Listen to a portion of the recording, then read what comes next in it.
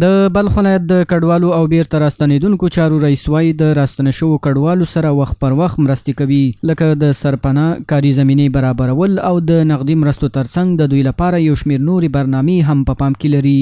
اوس مو برنامې جریان لري د خیاطۍ یا د ګلدوزۍ او یا د هغه عودت کوونکو دپاره چې دلته سرپناه ځایونه نه لري، د سرپناه دپاره هم موږ ترتیب برابر کړی ده. دغه خلکو دپاره سیستم د برق سي سولري سیستم د هم ورته موږ ترتیب انشاءالله ورته کوو.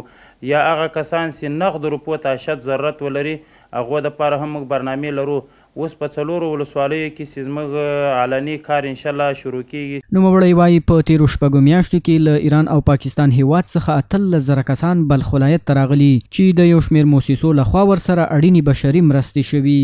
بلخ ولایت ته چې په د 6 میاشتو کې کوم عودت کوونکي راغلي دي د ایران او پاکستان نه تر 18,000 کسانو پورې بلخ ولایت ته عودت کوونکي راغلي دي، زموږ سره ثبت دي او له طرفه د دفتر د IOM انشاءالله هغو دپاره په مرض باندې هم هلته کومک ورسره کیږي او دلته بیا موږ یې ثبتوو.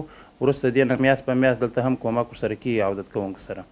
د یادونې وړ ده د تیرې 1 نیمې لسیزې جګړې له امله ګڼ شمېر هیوادوال پاکستان او ایران هیواد ته کډوال شوي وو، خو د اسلامي امارت واک ته له رسېدو وروسته یې بیرته هیواد ته راتلل پیل شوي او هره ورځ سلګونه کسان خپل هیواد ته بیرته راځي.